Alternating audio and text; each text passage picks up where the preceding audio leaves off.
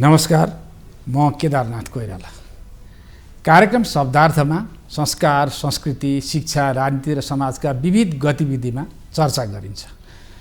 अहिले जेनेरेसन जेडको आन्दोलन पछाडि देशमा निर्वाचनको माहौल बन्छ कि बन्दैन भन्ने नागरिकहरूलाई एक किसिमको कौतूहलता छ। स्वयं जेनेरेसन जेडका प्रतिनिधिहरू के गरिरहेका छन्? यो आन्दोलन कुनै नेतृत्वमा भएको होइन, आन्दोलन नेतृत्वविहीन अवस्थामा बन्यो र अब कसरी नेतृत्व लिन्छ र जेनेरेसन जेडले कसरी अगाडि लैजान्छ, चुनाव हुन्छ कि हुँदैन, अन्तरिम सरकारले आफूलाई प्राप्त भएको म्यान्डेट अनुसार काम गर्न सक्छ कि सक्दैन, यिनै तमाम प्रश्नहरू अहिले नागरिकका दिमागमा खुल्दुली मचाइरहेका छन्। यसै विषयलाई लिएर आज हामीले जेनेरेसन जेडकै अभियन्ता माजिद अन्सारीसँग कुरा गर्नेछौँ। स्वागत छ यहाँलाई। धन्यवाद सर। अब सुनिहाल्नुभयो होइन, मुलुक त अहिले रुमलिएको छ एक हिसाबले भन्ने हो भने। अलिक कता कता नागरिक अधिकार पनि खुम्च्यो कि भन्ने आजै दलका नेताहरूले पनि अलिअलि कुराहरू गरेका छन् होइन। काठमाडौँबाट सिमरा जाने नेताहरूलाई छेकियो थुनियो भन्ने कुरा पनि आयो। जेनेरेसन जेड त यस्ता कुराहरूमा त यो नागरिक अधिकारको विषयमा त प्रशस्त जानकार छ होइन। यो कसरी भयो, के भयो, यो विषयमा तपाईँको केही छ धारणा?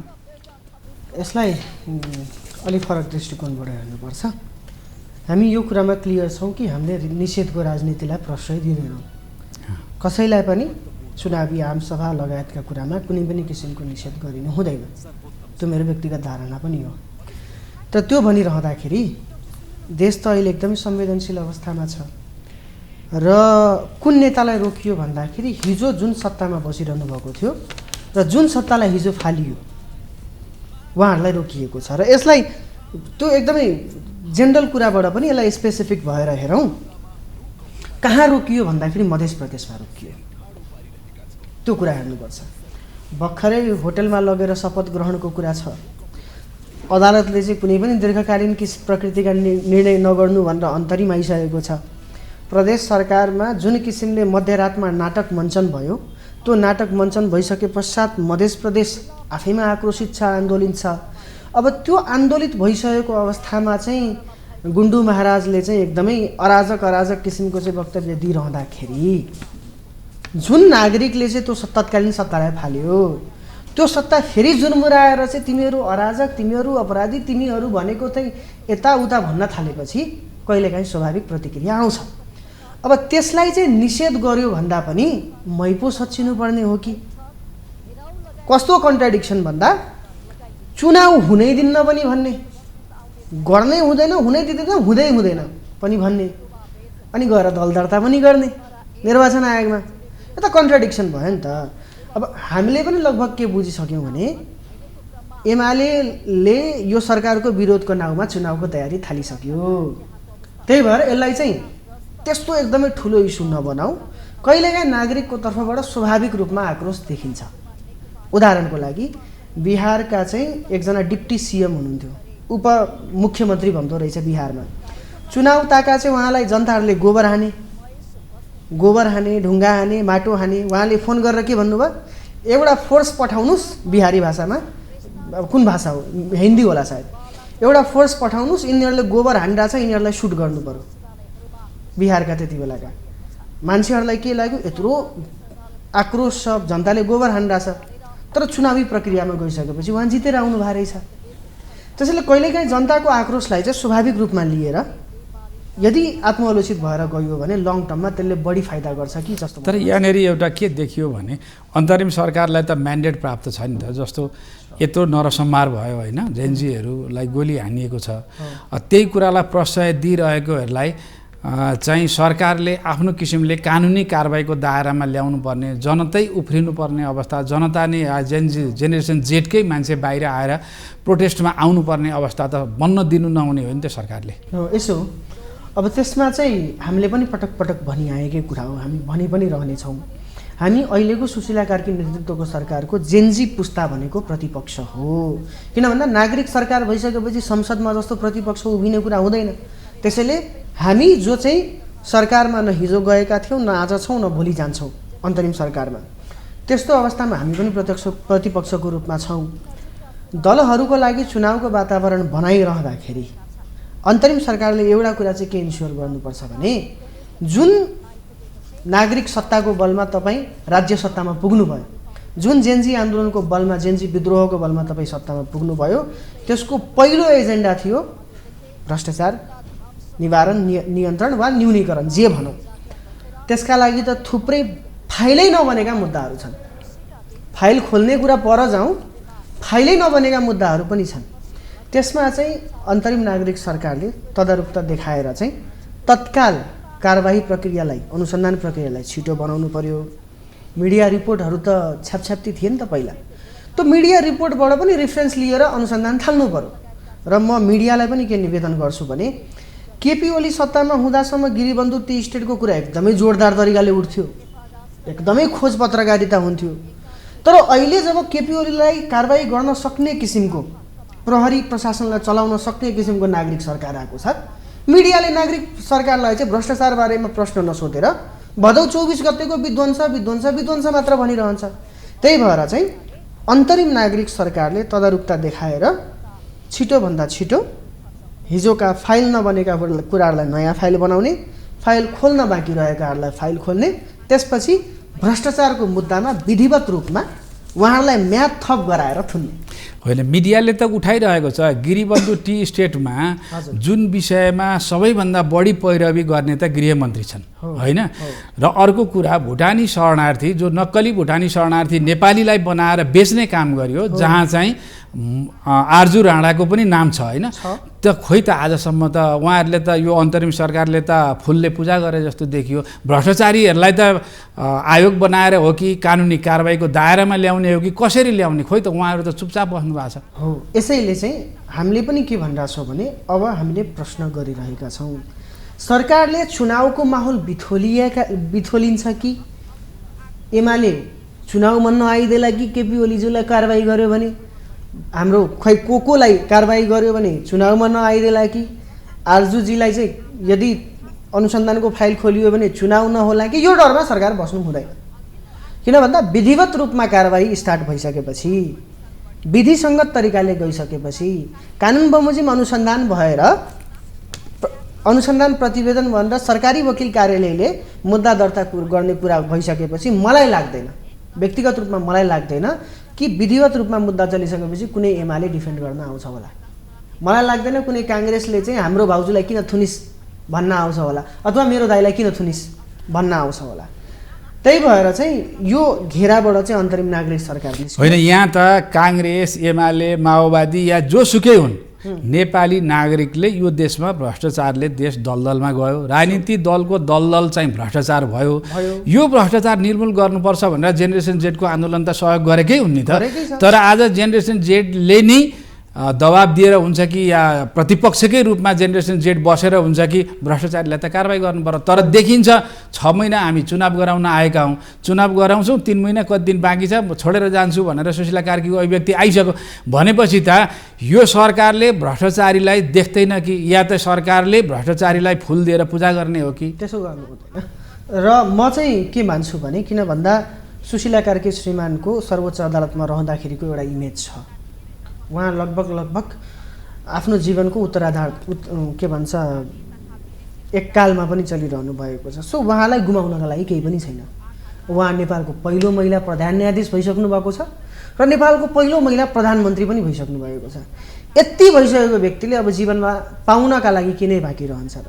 त्यही भएर चाहिँ उहाँले कमसेकम यो देश साह्रै दलदलमा गयो, यो देशमा इतिहासमा नाम लेखाउने अवसर चाहिँ हाम्रो अन्तरिम सरकारको सम्माननीय प्रधानमन्त्रीज्यू, माननीय गृहमन्त्रीज्यू, जो चाहिँ हिजोको समयमा खुला रूपमा सत्तामा नहुँदाखेरि त एक्टिभिजम गर्न हिँडिरहनु भएको थियो।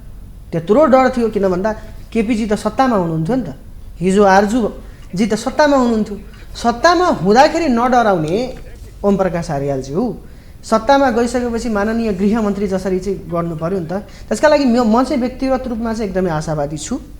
जुन किसिमले सम्माननीय प्रधानमन्त्रीज्यूले चाहिँ फाइलहरू खुलेको छ, सिआइबीले आफ्नो किसिमले चाहिँ हेरिरहेको छ, बिस्तारै बिस्तारै अनुसन्धान गरेर सबै प्रमाण जुटाउने, स्ट्रङ प्रमाणहरू ल्याएर थुन्नुपर्छ। अहिले एउटा के देखिएको छ भने, एउटा नागरिक अधिकार सुनिश्चित गर्नुपर्ने समयमा मध्यरातमा योभन्दा अगाडि पनि काङ्ग्रेस एमालेको सरकारलाई आरोप नलागेको होइन रवि लामिछानेलाई मध्यरातमै पक्राउ गरेको धेरै आरोप लागेको थियो नागरिक अधिकार कुण्ठित भयो भनेर अहिले पनि दुर्गा प्रसाईलाई मध्यरातमा थुन्न लग्यो दुर्गा प्रसाईलाई थुन्नुपर्ने कुनै कारण थियो यसो हो थुन्नुपर्ने कारण छ छैन त्यो त अदालतको विचारको विषय हो त्यतातिर म जाँदिनँ म्याथ थप गर्दाखेरि त्यो कुरा आउला नै तर मेरो विचारमा चाहिँ मध्यरातमा कुनै पनि नागरिकलाई अपरझट नपरिकन भाग्न सक्ने फुत्किन सक्ने अवस्था नरहेसम्म मध्यरातमा बेडरुममा पुगेर कुनै पनि नागरिकलाई अरेस्ट गरेर ल्याउनु हुँदैन त्यो भनेको हामीले त सङ्घीय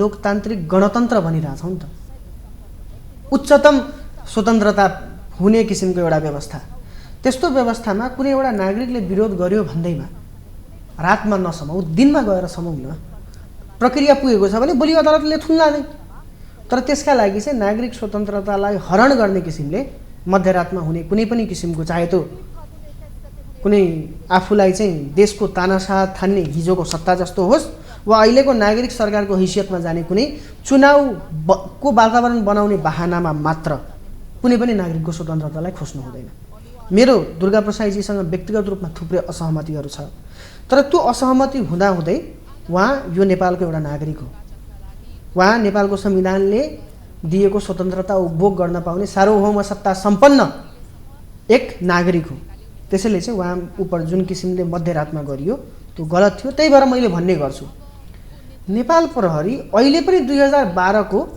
राणाकालीन स्ट्रक्चरमा छ के कस्तो भन्दाखेरि राणाहरूले प्रहरी किन बनाए भन्दाखेरि ताकि प्रजातन्त्रको पक्षमा उभिने जुनसुकै आवाज होस् त्यसलाई दबाउन सकियोस् 2012 मा महेन्द्रले किन बनाउनु भयो भन्दाखेरि यो जुन विधानसभाको घोषणा गर्नुभएको छ त्रिभुवनले विधानसभाको चुनाव गराउँछु भनेर त्यसको पक्षमा आवाजहरू उठ्छ दलहरूलाई चाहिँ प्रतिनिधि सभामा लगेर चाहिँ यो विधानसभाको कुरा खाइदियो भने आफू सत्तामा उदाउन सकिन्छ त्यसका लागि के गर्नु पर्यो भने प्रहरीलाई प्रयोग गरेर नागरिकका आवाजहरूलाई दबाउनु पर्यो त्यति बेला बनेको 2012 सालको ऐनले अहिलेसम्म हामी शासित भएर आइरहेका छौँ यस्तो प्रहरी स्ट्रक्चरले चल्दैन चल्नु हुँदैन प्रहरीलाई बन्दुक दिने होइन प्रहरीलाई देशमा शासन व्यवस्था कायम गर्न व्यवस्था ल एन्ड अर्डर कायम गर्नका लागि डरको आधारमा प्रहरी संरचना बनाउने होइन विश्वासको आधारमा प्रहरी संरचना बनाउनुपर्छ त्यसका लागि चाहिँ हामीले भनि पनि रहेका छौँ प्रहरीमा रिफर्म एकदमै आवश्यक छ अहिले जस्तो यो सरकार नागरिक सरकार बनेको छ होइन तर यहाँ के देखियो भने भ्रष्टाचारीहरू आनन्दसँगले अझ यही सरकार विरुद्ध जेनेरेसन जेडकै आन्दोलन विरुद्ध लागिरहेका छन् होइन चुनाव हुँदैन पनि भनिरहेछन् कोही चुनाव हुन्छ भनिरहेका छन् अब यहाँ सिनेरियो अहिलेको अवस्था के देखिन्छ भने जेनेरेसन जेड नै यो सरकारको विरुद्ध आउनुपर्ने अवस्था देखिन थाल्यो किन भन्दा सरकारले काम गर्न सकेन चुनाव गराउँछ गराउँदैन तोकिएको काम गर्छ गर्दैन र सरकारकै गतिविधि पनि सही ढङ्गले अगाडि बढेको अवस्था देख्नु भएको छ यसो यसमा सरकारकै काम कारबाही चाहिँ सही ढङ्गले अघि बढेको चाहिँ जस्तो जुन किसिमले हुनुपर्छ त्यो किसिमले छैन त्यो कुरा हामी एक्सेप्ट गर्छौँ तर कमसेकम भदौ 23 गतेभन्दा अगाडिको अवस्थाभन्दा चाहिँ राम्रो छ कमसेकम एउटा मन्त्रालयमा 10 वटा स्वकीय त छैन नि एउटा मन्त्रालयमा 10 वटा स्वकीय सचिव राज्यको कुन लेभलसम्मको दोहन हो एउटा माननीयको 3 वटा सचिव एउटा मिडिया एडभाइजर एउटा कुन एडभाइजर एउटा कुन एडभाइजर त्यो पनि लफुल्ली राज्यको स्रोत दोहन गर्ने अहिले निजी क्षेत्रलाई पनि मोटिभेसन दिनुपर्ने छ राज्यको संरचनाहरू ध्वस्त भएको छ त्यसलाई पनि उठाउनु पर्ने छ र फागुन 21 गते चुनाव गराउनु पर्ने यस्तो जटिलताको बीचमा अल्दो यो सरकारले चाहिँ चाहे बमोजिमको काम गर्न सकेको छैन तर कमसेकम नबिगारिकन आगामी दिनहरूमा काम गरोस् त्यसका लागि शुभकामना छ तर मेरो विचारमा यो सरकारलाई सत्ता ढाल्ने किसिमको प्रतिपक्ष होइन सत्तालाई कन्स्ट्रक्टिभली काम गर्नका लागि लगाउने किसिमको प्रतिपक्षको रूपमा हामी उभिनुपर्छ यो सत्ता टिक्नुपर्छ जस्तो तपाईहरुले अहिले सरकारको कामलाई नियालिरहनु भएको छ हेरिरहनु भएको छ सरकारले चुनाव गराउने वातावरण बनाउँदैछ कि बिगार्दैछ यसो सरकारले चुनाव गराउने वातावरण बनाउनेतर्फ प्रयास गरेको त देखिन्छ त्यही भएर त अहिले केपी ओलीजी त खुलेआम रूपमा बोलिरहनु भएको छ नि त सरकारले यदि सुरक्षा उपलब्ध नगराइदिएको भए गुन्डुमा त के हुन्थ्यो होला नि त त्यही भएर सरकारले चाहिँ चुनाव गराउने वातावरण बनाइरहेको छ आजै 123 वटा दलको प्रतिनिधिसँग वार्ता गरिरहनु भएको छ चुनावको लागि त्यसका लागि म चाहिँ के मान्छु भने सर्वोच्च अदालतको प्रधान न्यायाधीश भइसकेको व्यक्ति लोकतन्त्रप्रति कमिटेड हुनुहुन्छ होला भन्ने मेरो विश्वास छ। त्योतर्फ जानुपर्छ। उहाँले चाहिँ थप मैले चाहिँ के भन्न चाहन्छु, चुनाव गराउने बहानामा भ्रष्टाचारीहरूलाई चाहिँ उम्किने, अराजकहरूलाई चाहिँ अराजकता फैलाउने किसिमको कुनै पनि एक्सक्युज दिनु हुँदैन। केपी ओलीजी चुनावमा नगए पनि एमाले चुनावमा जानुपर्छ। आरजू राणा चुनावमा नगए पनि काङ्ग्रेस चुनावमा जानुपर्छ। किन भन्दा केपी ओली भनेको एमाले होइन, एमाले भनेको केपी ओली होइन, केपी ओली भनेको एमालेको एउटा सर्ट पिरियडको एउटा प्रतिनिधि हो। जसरी मदन भण्डारीजी हामी समक्ष हुनुहुन्न, तर उहाँको बहुदलीय जनवाद त अहिले पनि छ नि त, जनताको बहुदलीय जनवाद। मनमोहन अधिकारीजी हुनुहुन्न हामी बिच भौतिक रूपमा, तर उहाँको पहिलो सामाजिक सुरक्षा कार्यक्रमको जुन उहाँले बिउ छर्नु भएको थियो, यसको फल त अहिले पाइरहेका छन् नागरिकहरूले। त्यसैले कुनै एउटा व्यक्ति भनेको एमाले चाहिँ कुनै व्यक्तिको दास हुनु हुँदैन, काङ्ग्रेस कुनै एउटा व्यक्ति वा दाइ वा भाउजूको दास हुनु हुँदैन। त्यही भएर अन्तरिम नागरिक सरकार चाहिँ उहाँहरूलाई ठाउँ दिने हो, उहाँहरूको लोकतान्त्रिक अधिकारलाई प्रोटेक्ट गर्नका लागि। तर एट द सेम टाइम हिजोका अब्युजहरूको सम्बन्धमा कानुन बमोजिम कारवाही हुनुपर्छ। यो सरकारलाई त्यसलाई नजरअन्दाज गर्ने कुनै पनि छुट छैन। जस्तो अहिले के देखिँदैछ भने एक थरी जेन्जी अभियन्ता हुँ भन्नेहरू नै चुनाव होइन है, चुनाव होइन, अब चुनाव हुनु हुँदैन, हाम्रा मागै पुरा भएनन् भन्ने कुरा पनि आइरहेछ। यो के हो? केपी ओलीको जेन्जीहरू हो होइन, जसले आफूलाई चाहिँ सुदन गुरुङकै अगाडिबाट पुरा मुखबाट पनि कुरो निक्ल्यो होइन। यो वक्तव्य केपी ओलीको वक्तव्य हो। यदि कुनै जेन्जीले यो बोलिरहेको छ कि चुनाव हुनु हुँदैन भने उसले त केपी ओलीलाई सघाइरहेछ नि। केपी ओलीले चाहिरहनु भएको छ चुनाव हुनु हुँदैन। किन भन्दा केपी ओलीजीलाई थाहा छ कि म यदि यसपालि चुनाव लडेँ भने झापा 5मा चाहिँ मेरो विरुद्धमा हस्ताक्षर अभियान चलिरहेछ। झापा 5का मतदाताले भोट गरिरहँदाखेरि त्यो 20 जना युवाको चाहिँ अनुहार सम्झिन्छ, त्यो कलेजको ड्रेस लगाएको विद्यार्थीहरूको अनुहार सम्झेर यसपालि भोट हाल्छ। त्यही भएर उहाँ चुनावबाट भागिरहनु भएको छ, वडा भेला गरिरहनु भएको छ, नगर भेला गरिरहनु भएको छ। यो त हाम्रो लागि सुनौलो अवसर हो। लफुल्ली पुराना नेताहरूलाई फालेर लफुल्ली नयाँ एजेन्डाहरूलाई संसद मार्फतबाट सम्बोधन गराउनु। त्यसैले मेरो विचारमा कसैले चुनाव हुनु हुँदैन भनिरहेछ भने सायद उहाँले केपी ओलीबाट दानापानी खाएको हुनुपर्छ। त्यो केपी ओलीको भाषा हो, त्यस्तो भाषा बोल्नु हुँदैन। चुनाव गराउनुपर्छ। चुनाव भएन भने बाङ्लादेश 1.5 वर्षदेखि जलिरहेको छ, अहिलेसम्म चुनाव हुन सकेन। यस्तै कारणले हरेक कुरालाई 6 महिनाभित्रै सम्बोधन गर्छु भनेर सम्बोधन हुन सक्ने अवस्था रहँदैन छ। माओवादी पनि त कत्रो ठुलो 10 वर्ष हतियार बोकेर आएको हो नि त, तर करिब 1 वर्षभित्रै सरकार छोड्नु पर्यो त्यो सेना चलाउने नाममा। त्यसैले कुनै निर्णय कुनै कार्य चाहिँ कस्तो हुन्छ भने एकदमै संवेदनशील भएर त्यसले ब्याकफायर पो गर्छ कि भनेर। किन भन्दा प्रचण्डजीको इक्जाम्पल त हाम्रो अगाडि छ नि त। उहाँले म 1 वर्षभित्रै माने निश्चित रूपमा म बहुमत प्राप्त दलको नेता भनिसकेपछि के भयो त हालत। त्यही भएर संवेदनशील कुराहरूलाई चाहिँ स्ट्राटेजिकली हिट गर्दै जाने हो। उहाँहरूलाई सुरुमा चुनावमा मायाले बोलाएर क्रूरतापूर्वक हराउने हो यसपालि। त्यसको लागि हामी साथमा छौँ। सकेसम्म प्रोग्रेसिभ धारहरू, परिवर्तन चाहने धारहरू, इन्फर्मेसन टेक्नोलोजी बुझेका धारहरू एक ठाउँमा ध्रुवीकरण हुनुपर्छ र यी पुरानाहरूको, यी भ्रष्टहरूको अगेन्स्टमा एकजुट भएर लड्नुपर्छ। अहिले के देखिँदैछ भने जस्तो जेनेरेसन जेडले आन्दोलन गर्यो भ्रष्टाचारका विरुद्ध होइन, त भ्रष्टाचारीहरू नै फेरि चुनावमा जाने, भ्रष्टाचारीहरूले नै भोलि सत्ता चाहिँ हातमा लिए भने त्यो बेला के हुन्छ?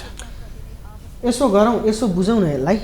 यदि चुनाव भइदिएन भने त्यसपछि के हुन्छ त्यो कन्सिक्वेन्सेसलाई हेरेर जाउँ। किनकि चुनाव भयो भने के हुन्छ भनिरहेको छौँ नि त। चुनाव भएन भने चाहिँ के हुन्छ, चुनाव भएन भने के हुन्छ म भनिदिन्छु। यो सरकारको म्यान्डेट भनेको त फागुन 21 हो। फागुन 21 कट्ने बित्तिकै राष्ट्रपतिज्यूले दिएको लक्ष्मण रेखा पार हुन्छ। त्यो लक्ष्मण रेखा पार हुने बित्तिकै के हुन्छ, सर्वोच्च अदालतले आफ्नो न्यायिक सक्रियता देखाउँछ। किन भन्दा देश त पोलिटिकल भ्याक्युममा रहन सक्दैन। त्यति बेला बढी सम्भावना के रहन्छ भने प्रतिनिधि सभा पुनर्स्थापना हुन सक्छ। अब केपी ओलीलाई हराउन सक्ने नयाँ निर्वाचनको विकल्पमा जाने कि केपी ओली अझै अजङ्ग भएर आएर चाहिँ संसदलाई चाहिँ आफ्नो पङ्गु बनाएर जेन्जीहरूको सबै एजेन्डालाई चाहिँ बिथोल्ने, त्यो प्रयासमा जाने हो कि केपी ओलीलाई हराउन सक्ने सुनौलो मौकालाई चाहिँ प्रयोग गर्ने हो। शेरबहादुर देउवालाई हराउन सक्ने सुनौलो मौकालाई प्रयोग गर्ने हो। आरजू राणा देउवालाई लगायतका अरू जो हुनुहुन्छ जसले चाहिँ यो आन्दोलनको स्पिरिटलाई कहिले पनि बुझ्न चाहनु भएन, उहाँहरूलाई हराउने बाटो अपनाउने हो कि उहाँहरूलाई संसदमा ल्याएर फुलमाला लगाएर ल सम्माननीय प्रधानमन्त्रीज्यू बधाई छ भन्ने अप्सनमा जाने हो। यो अप्सन देखाउनुपर्छ। जो अहिले यो चुनावको माहौललाई भाड्ने किसिमको इन्टेलेक्चुअल भइरहनु भएको छ नि आफूलाई, परामर्शदाता र विशेषज्ञ विश्लेषक राजनीतिक विश्लेषक, उहाँहरूले देशमाथि अन्याय गरिरहनु भएको छ। चुनाव भाडियो भने कि त उहाँहरूले केपी ओलीको दानापानी खानु भएको छ, म उहाँहरूलाई केही पनि भन्न सक्दिनँ, होइन भने जिम्मेवार नागरिक हुनुहोस्। केपी ओली, रमेश लेखक, शेरबहादुर देउवा, आर्जु राणा देउवा, प्रचण्ड लगायत माधव नेपाल लगायतलाई फाल्न सक्ने एउटा सुनौलो अवसर छ। यो सुनौलो अवसरको प्रयोग गर्नुपर्छ, चुनावमा जानुपर्छ। जस्तो यो नागरिक सरकारले अरू कुनै काम गरेन भने चुनाव गराउनुपर्छ, चुनाव हुनुपर्छ भन्नेमा सम्पूर्ण नागरिकहरू एकमत हुन सक्छन् होइन। तर यहाँनिर प्रश्न नागरिकको के छ भने अहिलेको यही संविधान अन्तर्गत फेरि पनि यही प्रतिनिधि सभाको चुनाव हुन्छ होइन। 275 जना आउँछन्, प्रणाली यही समानुपातिक, सालालाई, सालीलाई, श्रीमतीलाई, ज्वाइँलाई, जेठानलाई ल्याउने होइन। अहिले पनि त्यही भएको छ नि त। त्यही खालको प्रवृत्ति भयो भने भोलिको संसदले जेनेरेसन जेडले जे चाहेको थियो, जस्तो कानुन बनाउन चाहेको छ त्यस्तो अवस्था बन्ला। त्यही भएर मैले भनिरहेको छु, आफ्नो आफ्नो क्षेत्र फर्किनुहोस्, आफ्नो आफ्नो गाउँ फर्किनुहोस्। हरेक मतदातालाई यसपालि केवल मैले के भन्छु भन्छन् नि, त्यो मासु भातमा भोट बाँडिन्छ, दारू रक्सीमा भोट बाँडिन्छ।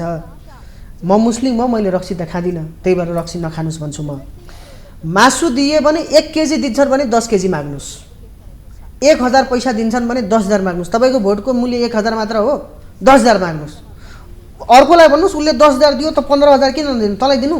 सबैसँग पैसा लिनुहोस्, सबैसँग मासु भात लिनुहोस्, तर भोट त्यसलाई दिनुहोस् जसले तपाईँलाई न त मासु भात दिन्छ, न त तपाईँलाई पैसा दिन्छ, जसले तपाईँको एजेन्डा बोक्छ। त्यो पार्टीलाई समानुपातिकमा भोट हाल्दै नहाल्नुहोस्, म क्लियरली भन्छु। जसको पार्टीको के भन्छ समानुपातिकमा दाइ हुन्छ, जसको पार्टीको समानुपातिकमा भाउजू हुन्छ, जसको पार्टीको समानुपातिकमा हिजो चुनाव हारेका हरुवाहरू हुन्छन् नि, त्यसलाई भोट नदिनुहोस्। म यहीबाट निवेदन गर्छु र भोटर संरचना, भोटर के भन्छ सचेतनामा काम गरौँ। याद दिलाऊ त्यो 20 वटा अनुहार जसलाई त्यति बेलाको राज्य सत्ताले यहाँ छातीमा र यहाँ टाउकोमा गोली हानेको थियो, त्यो याद दिलाउनुपर्छ भोट दिने बेलामा। अब हामीलाई यो मासु भातमा बिक्ने भनेर मात्र एक्सक्युज हुँदैन, मासु भातमा बिक्नबाट रोक्नु पर्यो नि त। मासु भात खाने मजाले खाने, तर भोट हाल्ने बेलामा मासु भातमा नबिक्ने। किनकि मैले भोट हाल्दाखेरि त मसँग गोप्य मतदान छ नि त, किन देखाइराख्नु पर्यो मैले। त्यही भएर म भन्छु मासु भात दिन्छन् भने 1 होइन 10 केजी माग्नुहोस्। त्यो भयो भने त अर्थतन्त्र पनि चलायमान हुन्छ नि त। 1 केजी होइन 10 केजी माग्नुहोस्, तर भोट हाल्ने बेलामा ती युवाहरूको अनुहार सम्झिनुहोस्, आफ्नो एजेन्डा सम्झिनुहोस्, देशको भविष्य सम्झिनुहोस्। म यति निवेदन गर्छु सबैलाई। अहिले जुन दलका नेताहरू अहिले जुन किसिमले जेनजी विद्रोहलाई दलका नेताहरूले स्वागत गरेको पाउनु भएको छ कि दलका नेताहरूबाट जेनजी विद्रोह गलत थियो भन्ने पाउनु भएको छ तपाईँहरूले? दलको नेताले स्वागत नगरेर सुख छ उहाँहरूलाई? सुख छ?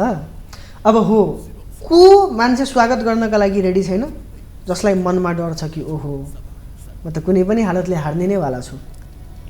जस्तै केपी ओली, शेरबहादुर देउवा, आर्जु राणा अनि प्रचण्डजी लगायत। हुन त उहाँहरूमध्ये धेरैजना, जस्तै शेरबहादुर देउवाजी अस्ति भाषण गर्दाखेरि चाहिँ एकदमै नम्र भएर प्रस्तुत हुनुभयो, तर पनि उहाँहरू भरोसाको लायक चाहिँ होइन।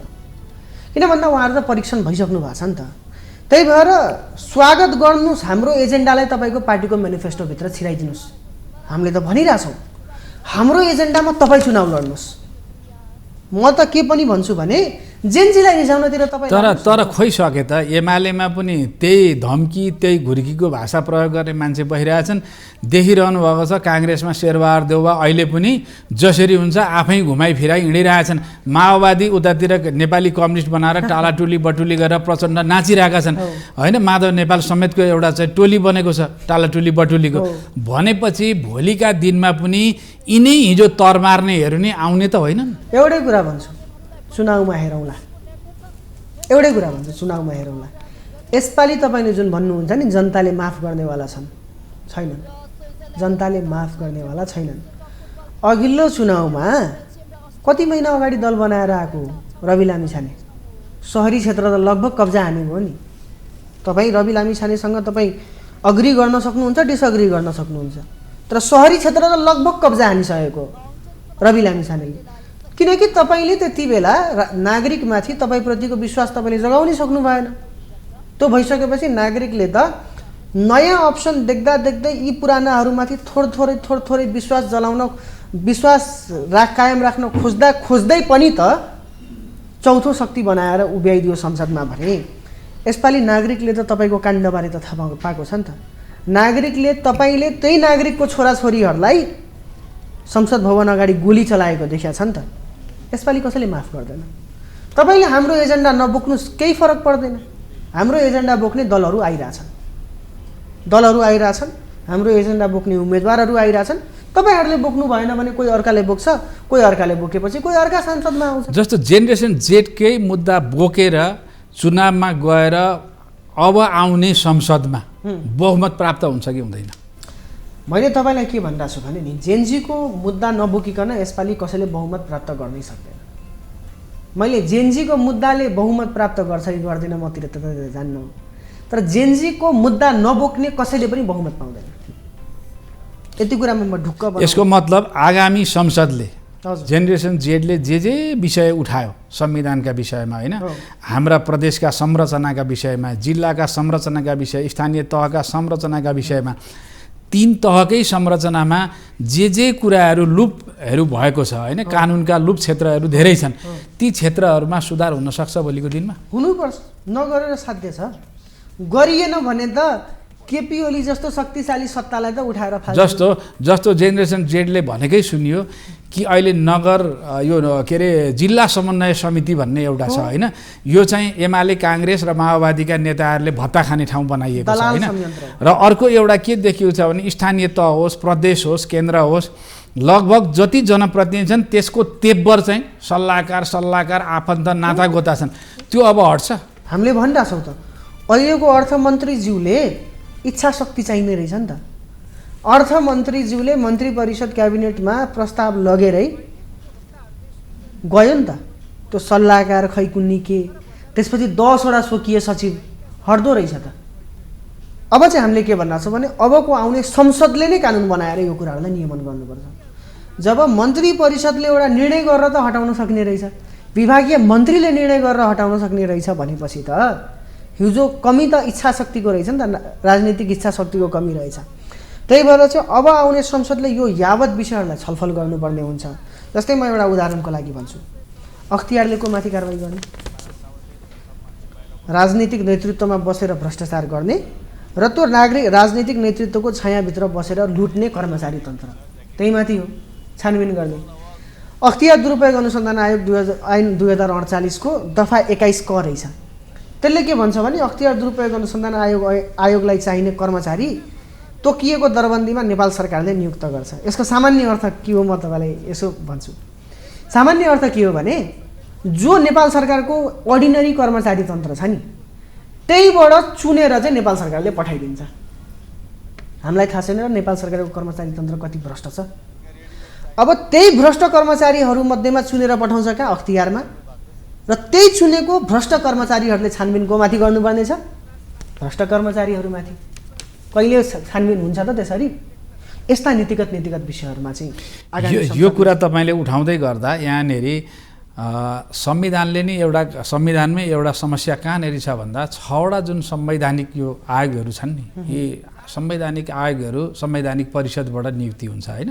संवैधानिक परिषदमा बस्ने जो 5-6 जना मान्छे हुन्, ती 5-6 जना मान्छेले कहाँ कब्जा गरेका छन् भन्दाखेरि अख्तियार कब्जा गरेका छ, विभिन्न आयोगहरू कब्जा गरेका छन्, अदालत कब्जा गरेको छ। तपाईँ भन्नुहोस् आज काङ्ग्रेस र एमालेका झोलेहरू जसले झोला बोकेर सधैँ बोकिरहन्छन्, राति सुत्ता पनि बोकेका हुन्छन्, तिनीहरूले जेनेरेसन जेडको पक्षमा निर्णय गर्लान्, तिनीहरूले अहिलेको यो परिवर्तनलाई स्वीकार्लान्। मैले के भनिरहेको छु, काङ्ग्रेस एमाले सुध्रिने किसिमले आएन भने जनताले चुनावमा सुधार दिन्छन्। कसरी? अघिल्लो चुनावमा त देखिया हो नि त, हामीले हिम्मतै जुटाएनन् कि प्रत्यक्षबाट लड्ने। कतिपय नेताले प्रत्यक्षबाट लड्ने हिम्मतै रहेनछ। टाढा किन जानुहुन्छ? काङ्ग्रेसकै समानुपातिक भित्र हेर्नुहोस् न, हिजोका 74 सालको चुनावका हरुवाहरू आएर समानुपातिकमा बसेका रहेछन्। त्यो भइसकेपछि काङ्ग्रेसको समानुपातिक भोट कति घट्यो हेरिएन? भएभरका भोट त गयो नि त अन्ततिर। यसपालि गर्नुभयो भने त्यसको पनि आधा हुन्छ। त्यसपछि खाँदै बस्नुहोस्। हामीले चाहिँ के भनिरहेका छौँ भने हामीले यस्तो सिस्टमको परिकल्पना गरिरहेका छौँ जुन सिस्टममा चाहिँ व्यक्ति आफ्नो क्षमताको आधारमा चाहिँ अगाडि जाओस्, व्यक्ति आफ्नो निष्ठाको आधारमा अगाडि जाओस्, काङ्ग्रेसको झोला बोकिदिएकै कारणले, एमालेको झोला बोकिदिएकै कारणले गर्दाखेरि ऊ पोस्टमा नपुगोस् भन्नका लागि चाहिँ संवैधानिक परिषदको पनि हामीले संरचना पुनर्विचार गर्नुपर्छ भनिरहेछौँ। किन भन्दा त्यसमा 6 जना पोलिटिकल अफिस नै होल्ड गर्ने मान्छेलाई किन राख्नु पर्यो र त्यो 6 जना बिचमा 5 जना पोलिटिकल अफिस होल्ड गर्ने मान्छे हो भने 1 जना न्यायमूर्ति जसलाई चाहिँ न्यायको प्रतीक भनेर चिनिन्छ प्रधान न्यायाधीशलाई किन राख्नु पर्यो?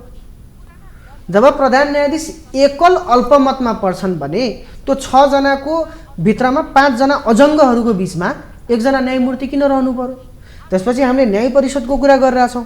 जस्तो एउटै कुरो भन्नु त यो संवैधानिक परिषदमा धारा 284 संवैधानिक परिषद होइन, 83 मा एउटा व्यवस्था के छ भने समाजमा लब्ध प्रतिष्ठित अरू क्षेत्रका नागरिक अगुवाहरू पनि हुन पाउने व्यवस्था छ नि त, तर आजसम्म त भएनन्। यही अख्तियार प्रमुखलाई हटाएर बनाउन सक्दैन अन्तरिम सरकारले?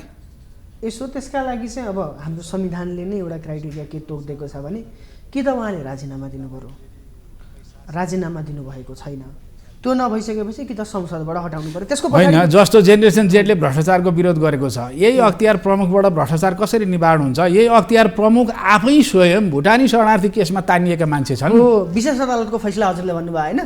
हो, अब उहाँले त नैतिकताको आधारमा राजीनामा दिनुपर्ने हो। नैतिकता भएका मान्छे त न अदालतमा छन्, न त अख्तियारमा छन्, न हाम्रा संवैधानिक कुनै निकायमा छन्, न देश चलाउने मान्छेमा नैतिकता भएका मान्छेले यत्रो युवा जमातलाई गोली हान्न सक्छ? हो, त्यही भएर चाहिँ हामीले चाहिँ के भनिरहेको छौँ भने यो चुनावमा, आउँदो चुनावमा चाहिँ हामीले इथिकल कन्सिडरेसनलाई पनि हेरेर भोट हाल्नुपर्छ। त्यो किन राखियो थाहा छ?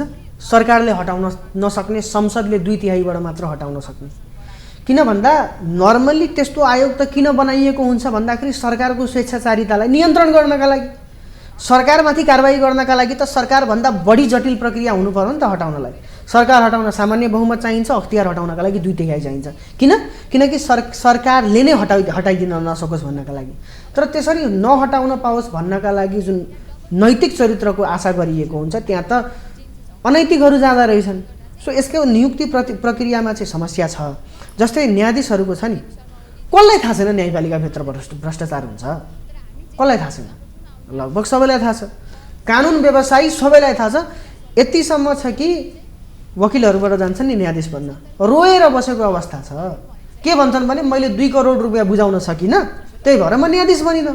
अब यति भन्दाखेरि सायद मलाई अवहेलनाको मुद्दा पनि पर्ला। त्यो भइसकेपछि म गएर फेस गरौँला। किन भन्दा न्यायपालिकाको नियुक्तिको स्ट्रक्चर के छ? न्याय परिषद। सुन्नुहोस् सर, सर्वोच्च अदालतको प्रधान न्यायाधीश, कानुन मन्त्री, पोलिटिकल पद गिन्नुहोस् ल सर, 1 5 जनाको सदस्य, त्यसमध्ये कानुन मन्त्री पोलिटिकल पद भयो, त्यसपछि सर्वोच्च अदालतको वरिष्ठतम न्यायाधीश, यो पोलिटिकल पद भएन, यो न्यायिक पद नै भयो। त्यसपछि प्रधानमन्त्रीको सिफारिसमा राष्ट्रपतिले नियुक्त गरेको कानुनविद किन चाहियो? प्रधानमन्त्रीको पकेटको मान्छे किन चाहियो? 4 जना भयो, 4 जना मध्ये 2 जना पोलिटिकल भयो, त्यसपछि बार एसोसिएसनले सिफारिस गरेको 1 जना कानुनविद, 5 जना मध्ये कतिजना भयो? 3 जना। 3 जनै पोलिटिकल पद। एउटा कानुन मन्त्री सरकारको आफ्नै मान्छे, प्रधानमन्त्रीले नियुक्त गरेको, प्रधानमन्त्रीले सिफारिस गरेको राष्ट्रपतिले नियुक्त गर्ने भनेको सरकारकै मान्छे। अनि बार एसोसिएसनबाट सिफारिस भएर जाने भनेको बारको अध्यक्ष उपाध्यक्ष लगायतका कार्यसमिति जो छ त्यहीबाट जाने भयो। बार कसले जित्छ? सरकार पक्षले हो। कि त सरकार पक्षले कि त विपक्षी दलको नेता भएको पार्टीले। भनेपछि तपाईँले न्यायाधीश नियुक्त गर्ने व्यवस्था के राख्नु पर्यो भने गयो भने 3 जना सरकारको प्रतिनिधि बैठाइदिनु भयो, 2 जना चाहिँ न्यायपालिकाको मान्छेलाई अल्पमतमा पारिदिनु भयो। त्यो भएपछि के हुन्छ? त्यो भएपछि यस्तैहरू जान्छन्। त्यो भएपछि अदालतको विरुद्धमा जनता उभिन्छन्, अदालतबाट जनताको विश्वास खस्किन्छ। अहिले खस्केकै अवस्था त हो। खस्केकै अवस्था छ। म आफै न्यायपालिकाको सम्मान गर्नुपर्छ भन्ने विद्यार्थी मै आफै सम्मान गर्ने स्थितिमा छैन, मै आफै सम्मान गर्न सक्ने स्थितिमा छैन। यो जति संसारभरिमा जस्तो नेपाल लगायत 7वटा देशमा जुन जेनेरेसन जेडको आन्दोलनबाट यो परिवर्तनको अवस्था देखिएको छ नि, यो अस्तव्यस्त सबैतिर छ होइन। नेतृत्वविहीन नै आन्दोलन छ। नेतृत्व होइन कि जेनेरेसन जेडले के चाह्यो त भन्दा काखा र पाखा गर्नु भएन, न्याय सबैले समान पाउनु पर्यो, अवसर सबैले समान पाउनु पर्यो। भ्रष्टाचारको विरुद्ध उनीहरू कसेर लागे। अहिले एक किसिमले भन्ने भने मोबाइलमा जन्मिएको पुस्ता जो स्वतन्त्रताको अभियन्ता हो, त्यो पुस्ताले अहिलेको कर्मचारी संयन्त्रलाई कस्तो देखाएको छ? भ्रष्ट देखाएको छ। एक शब्दमा भन्छु, भ्रष्ट देखाएको छ। कसरी? एक शब्दमा भन्छु, यथास्थितिवादी देखेको छ। एक शब्दमा भन्छु, नालायक देखेको छ। चेन्जलाई अडप्ट गर्नै चाहँदैन। जस्तै हामीले यो एनआइडीबाट चाहिँ त्यो राष्ट्रिय परिचय पत्रबाट चाहिँ लिङ्क गरेर बायोमेट्रिक लिने विषयमा कति लड्नु पर्यो, हामीले धेरै लड्नु पर्यो। हामीले चाहिँ के भन्छ गैर जिल्ला बेजिल्ला भोटिङको कुरा गरिरहेछौँ। नेपालको संविधानको धारा 84 ले के भन्छ भने समानुपातिकको लागि नेपालभरि एक निर्वाचन क्षेत्र मानिनेछ। नेपालभरि एक निर्वाचन क्षेत्र हो भने त्यो एक निर्वाचन क्षेत्रको लागि त कमसेकम समानुपातिकमा त नेपालभरिबाट जहाँबाट पनि भोट गर्छु भनेर त गर्न पाउनु पर्यो नि त नागरिकले। त्यसका लागि पनि मानिरहेको छैन। प्रत्यक्षलाई भोट दिन आफ्नो ठाउँ जानु पर्यो, समानुपातिकलाई त देशभरिबाट दिन पाउनु पर्यो। अब के छ भने यहाँ सिस्टमेटिक रूपमा यत्रो जेएनजी विद्रोह भएर आइरहेको छ। अहिले पनि हामीले सुन्छौँ मालपोत कार्यालयमा भ्रष्टाचार भइरहेको छ, जबकि त्यहाँ नेता हुँदै हुँदैन। अहिले पनि हामीले सुनिरहेछौँ जिल्ला प्रशासन कार्यालयले चाहिँ बोर्डरबाट चाहिँ कमिसन उठाइरहेको छ, गृहमन्त्रीज्यूको सिडिओ। अहिले पनि सुनिरहेछौँ। अहिले पनि गृहमन्त्री मातहत रहेको डिएसपी साहबहरू, एसपी साहबहरूले बोर्डरबाट चन्दा होइन कमिसन उठाइरहनु भएको। पैसा नभए त प्रहरी त खुट्टो पनि सार्दैन।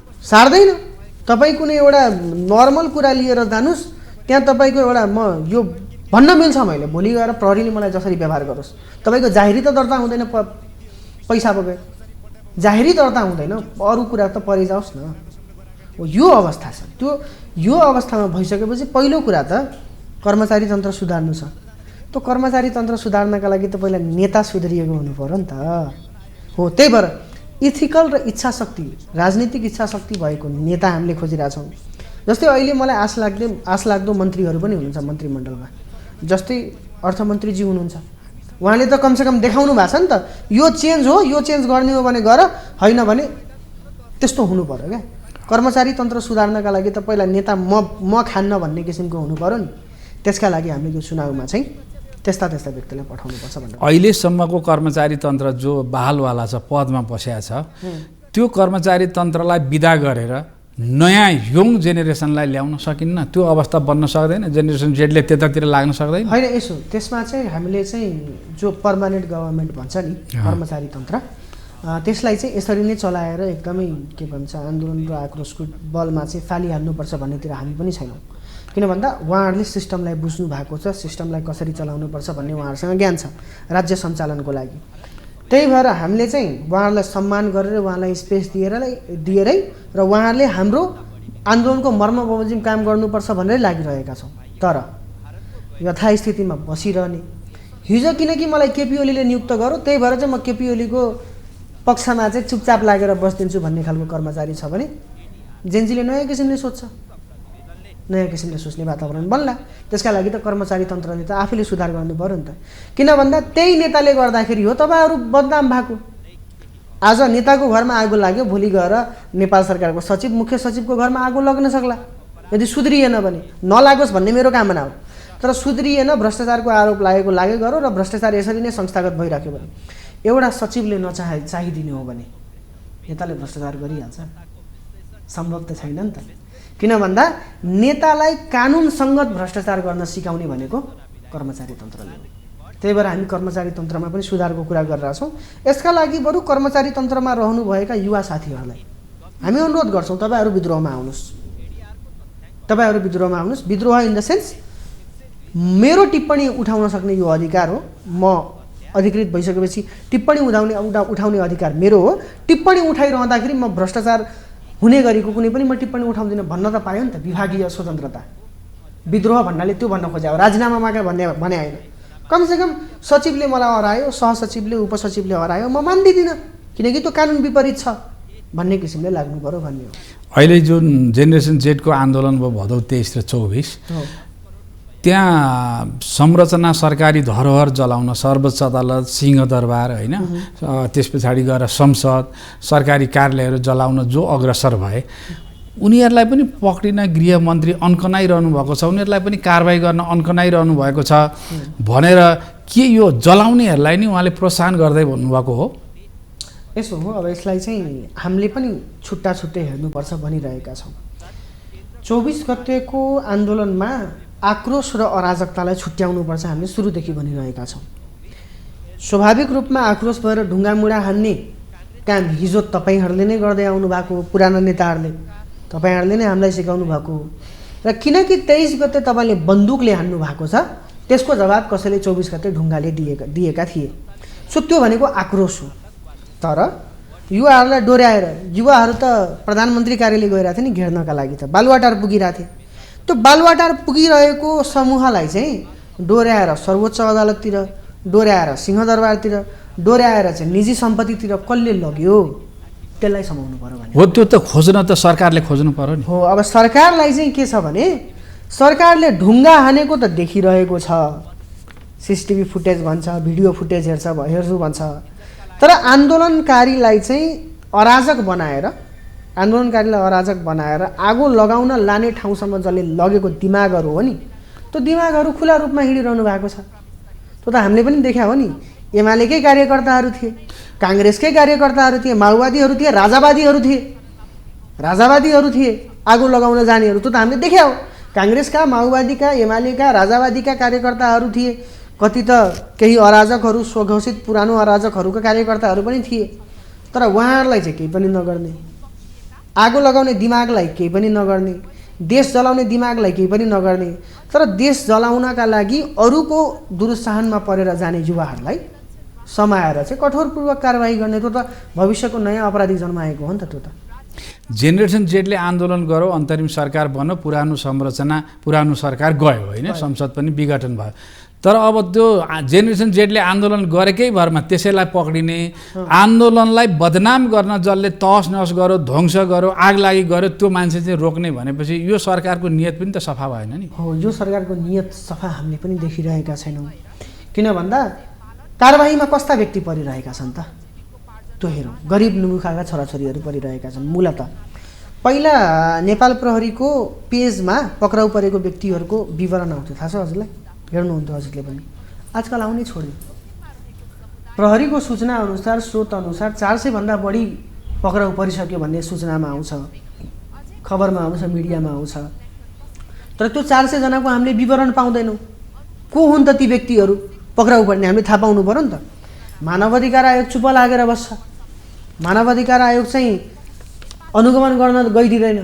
हामीले सुनिरहेका छौँ, मिडियामै आएर एउटा 14 वर्षे बच्चाले बोलिरहेको छ कि मलाई सोध्यो तेरो जात के हो, म आन्दोलनमा गएको थिएँ, मलाई सोध्यो तेरो जात के हो। त्यस्तोसम्मको घटना आइरहेको छ। म्याद थप भइरहेको छ कि छैन? म्याद थप भइरहेको छ भने लाग्नुपर्ने दफा बमोजिमको अभियोग लागिरहेको छ कि छैन? त्यो सबैलाई चाहिँ सरकारले एकदमै गम्भीरतापूर्वक, तपाईँले आज आक्रोश र अराजकतालाई छुट्याउनु भएन भने भोलिका अपराधीहरू जन्मिन्छन्। त्यो भोलिका अपराधीहरू नजन्मियोस् भन्ने किसिमले सरकार लाग्नुपर्छ। त्यसमा हामीले सरकारलाई चेतावनी पनि दिन चाहन्छौँ। तपाईँले आक्रोश र अराजकतालाई छुट्याउनुहोस्, आक्रोश देखाउनेहरूलाई सुधार्ने गरी कारबाही गर्नुहोस्। कारबाही नगर्नुहोस् भने होइन, सुधार्ने गरी कारबाही गर्नुहोस्। अराजकहरूलाई निर्ममतापूर्वक कारबाही गर्नुहोस्। जसले आगो लगाउनका लागि भिडलाई डोर्याएर लगाएको थियो नि, जसले आगो लगाऊ साथीहरू हाम्रै सरकार हो भनेको थियो नि, उनीहरूलाई कारबाही गर्नु पर्यो मूलत। र 24 गतेको विध्वंस हामीले सम्झिरहँदाखेरि 23 गतेको नरसंहार बिर्सिने? 23 गते ल ठिक छ, के भन्नुहुन्छ भने संसद भवन जलाउन आउँदाखेरि चाहिँ गोली नचलाउने, ठिक छ चलाउने, गोली चलाउने। गोली कहाँ चलाउने? यहाँ टाउकोमा र छातीमा गोली चलाउने कि घुँडामुनि?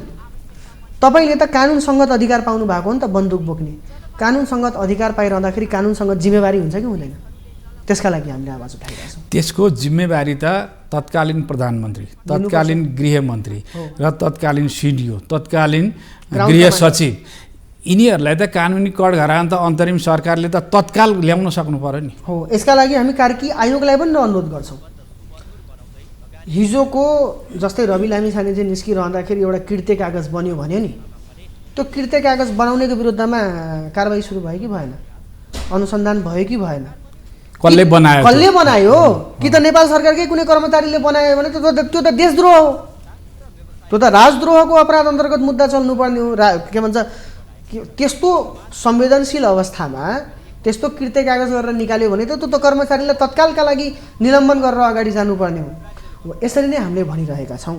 तत्कालीन प्रधानमन्त्री, तत्कालीन गृहमन्त्री, तत्कालीन सिडिओ, तत्कालीन ग्राउन्ड कमान्डर र त्योसँग सम्बन्धित जति पनि आदेश दिनेहरू छन् तिनीहरूलाई मानवता विरोधी अपराधमा मुद्दा चलाउनुपर्छ कार्की आयोगले। र त्यो कुरामा कार्की आयोगले खुट्टा कमाउनु हुँदैन।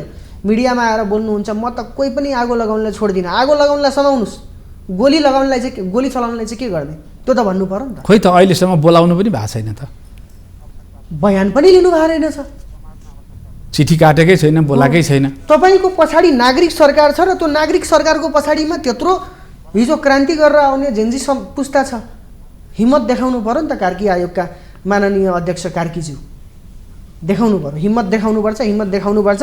केपी ओलीलाई, रमेश लेखकलाई बोलाएर बयान लिनुपर्छ। बयान लिइसकेपछि कानुन बमोजिम कारबाहीको लागि सिफारिस गर्नुपर्छ।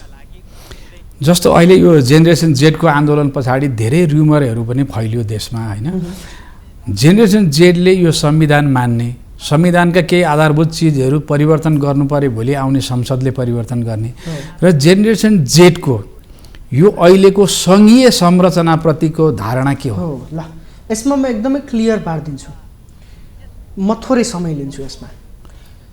अहिलेको यो सङ्घीय संरचना आउनुको पछाडिको कारण के हो भन्ने कुरामा स्पष्ट हुनुपर्छ पहिला। किनकि जसले ल्यायो त्यसले त बताइ नै दिएन। न त माओवादीले बतायो किन आयो सङ्घीय संरचना, न त मधेसवादी दलले बतायो किन आयो। किन भन्दा सङ्घीयता नेपालमा आउनुको पछाडि त सबभन्दा ठुलो फोर्स त मधेस आन्दोलन हो नि। 2064 सालमा सायद मङ्सिर 2 गते हो संविधान जारी भइसक्यो। भोलिपल्ट रमेश महतोलाई गोली लागेर मरिसकेपछि सङ्घीयताको लागि आवाज जोरदार रूपले उठेर पहिलो मधेस आन्दोलन चल्या हो नि।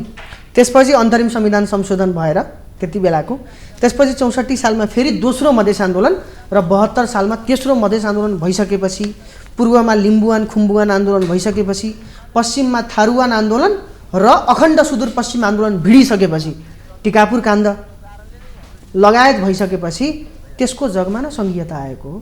हिजो हामी टुक्रिन्छौँ भनिरहनेहरूलाई चाहिँ सङ्घीयताको संविधानको एउटा मायाको डोरी छ। त्यो मायाको डोरीले सबैलाई बाँधेर राख्छ भनेर न भने हो। तर त्यहाँ चाहिँ बेइमानी के भयो भने नि, बेइमानी के भयो भने सङ्घीय संरचनालाई पनि केन्द्रको चाहिँ एउटा प्रतिनिधिको रूपमा देख्न थाल्नुभयो, केन्द्रको एउटा अङ्गको रूपमा देख्न थाल्नुभयो। होइन, यो तपाईँको अङ्ग होइन, यो तपाईँको छोराछोरी होइन, यो तपाईँको दाजुभाइ हो। दाजुभाइमा पनि जुम्लिया दाजुभाइ हो, त्यो जेठा र कान्छा भनेर हुँदैन। यसमा चाहिँ के गरियो भने पहिला यहाँ माथिको व्यवस्था हेरौँ। समानुपातिक समावेशिता भन्यो होइन। समानुपातिक समावेशिता ल्याइसकेपछि समानुपातिकबाट को गए?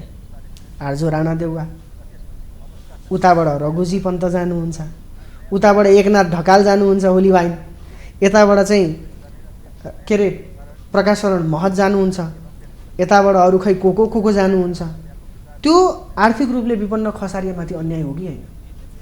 किन भन्दा संविधान संशोधन भइरहँदाखेरि धारा 42 के भन्यो?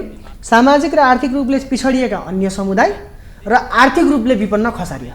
भनेपछि जेनेरेसन जेड यो सङ्घीयताप्रति प्रतिबद्ध छ, तर त्यसलाई सुधारेर जानुपर्छ। म 1 मिनटमा तपाईँलाई एक्सप्लेन गरिदिन्छु। हामीले के भनिरहेछौँ भने यो प्रतिनिधि सभाले पनि स्थायी गभर्मेन्ट दिन सकेन, स्थायित्व दिन सकेन। त्यसमा हाम्रो के प्रस्ताव छ? मेरो व्यक्तिगत प्रस्ताव के छ भने यो बन्द सूचीमा आधारित समानुपातिक निर्वाचन प्रणालीले गर्दाखेरि अस्थिरता आयो र न त यसले समानुपातिक समावेशिताको मर्मलाई बोक्न सक्यो, यसले नेताको पकेटको मान्छे र नेताका श्रीमती, नेताको छोराछोरीलाई संसद पुर्यायो। त्यही भएर यसले न त समानुपातिक समावेशिताको सशक्त आवाजलाई संसदमा लान सक्छ, फिर्ता बोलाइदिन्छ भन्ने डरले कसैले बोल्नै सक्दैन, र न त यसले स्थायित्व दिन सक्छ र खर्च पनि धेरै बढ्छ। त्यही भएर हामीले के भनिरहेछौँ भने 275 छ नि, त्यसमध्ये 110 समानुपातिक छ, 110लाई हटाइदिउँ। माथिको 110 बन्द सूचीमा आधारित समानुपातिकलाई हटाएर त्यसको विकल्पको रूपमा 165 निर्वाचन क्षेत्रलाई नै जस्ताको त्यस्तै कायम गरौँ। 110 घट्यो, 110 घटेपछि 110 को खर्च पनि घट्यो। 165 भित्रैमा 85 वडालाई खुल्ला राखिदिउँ, 80 वडालाई आरक्षित निर्वाचन क्षेत्र गरिदिउँ र त्यो आरक्षित निर्वाचन क्षेत्रलाई चक्रीय प्रणालीमा चलाऊँ। उदाहरणको लागि काठमाडौँमा 10 वटा निर्वाचन क्षेत्र छ भने 1, 3, 5, 7, 9 एकपटकको लागि आरक्षित हुन्छ, अर्को पटक त्यो खुल्ला भएर जान्छ। अहिले नै यो चुनाव हुन सक्छ त? त्यो हुन सक्दैन, त्यो संविधान संशोधनको विषय हो, त्यो संविधान संशोधनको विषय हो। त्यसलाई चुनावमा चाहिँ एजेन्डा बनाएर जानुपर्छ। यसमा थोरै अझै म थपिदिन्छु। र त्यो 80 आरक्षित क्षेत्र भइरहँदाखेरि कस्तो हुने भन्दा प्रतिनिधि सभा सदस्यको निर्वाचन सम्बन्धी ऐनको अनुसूची 1 को भावना बमोजिम खसारिएको लागि पनि आरक्षित क्षेत्र हुन्छ, आदिवासी जनजातिको लागि पनि हुन्छ, दलितको लागि पनि, मधेसी मुस्लिम महिलाको लागि पनि हुन्छ, पिछडिएको क्षेत्रको लागि पनि हुन्छ, अपाङ्गता भएको व्यक्तिको लागि पनि हुन्छ, लैङ्गिक तथा यौनिक अल्पसङ्ख्यकको लागि पनि हुन्छ। 80 निर्वाचन क्षेत्रभित्रमा करिब 15-20 सिट खसारिए ब्राह्मण क्षेत्रीको लागि पनि हुन्छ, 10 सिट जति दलितको लागि पनि हुन्छ, 4-5 सिट मुस्लिमको लागि पनि हुन्छ र त्यसलाई चक्रीय प्रणालीमा चलाउनुपर्छ। जस्तै एक पटक यो निर्वाचन क्षेत्र रिजर्भ छ भने अर्को पटक यो निर्वाचन क्षेत्र खुल्ला भएर जान्छ। यो निर्वाचन क्षेत्र एक पटक खसारिए ब्राह्मण क्षेत्रीको लागि रिजर्भ छ भने अर्को पटक त्यो ब्राह्मण क्षेत्रीको लागि रिजर्भ भएको सिटमा चाहिँ ब्राह्मण क्षेत्री मात्रै प्रतिस्पर्धा गर्ने, ब्राह्मण क्षेत्रीको एउटा प्रतिनिधि चुनेर जाने। दलितको लागि निर्वाचन क्षेत्र रिजर्भ छ भने त्यहाँ दलित बीच मात्र प्रतिस्पर्धा हुने, संसदमा गएर एउटा दलितको सशक्त प्रत्यक्ष निर्वाचित आवाज संसदमा गएर गुन्जिने। यही कुरालाई प्रदेशमा पनि गरौँ। 330 प्रत्यक्ष, 220 समानुपातिक छ। 220 समानुपातिक हटाइदिनु, 220 को खर्च घट्यो, स्थायित्व आउन नसक्ने कारण त्यो खर्च घट्यो। 330 भित्रमै 40% रिजर्भ गरिदिउँ, त्यसलाई पनि चक्रीय प्रणालीमा चलाउँ।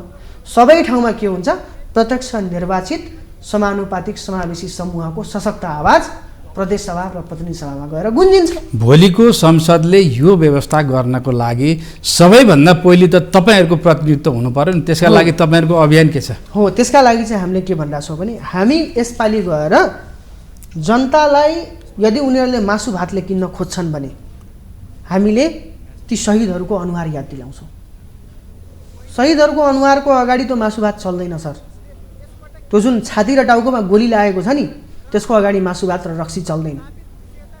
हामी यसपालि जान्छौँ, जे गर्यो 23 गतेको राज्य सत्ताले सबै कुरा याद दिलाउँछौँ। त्योभन्दा अगाडि के गर्यो? हाम्रो आर्जु राणा देउवा मिडियामा आएर के बोल्नुहुन्छ?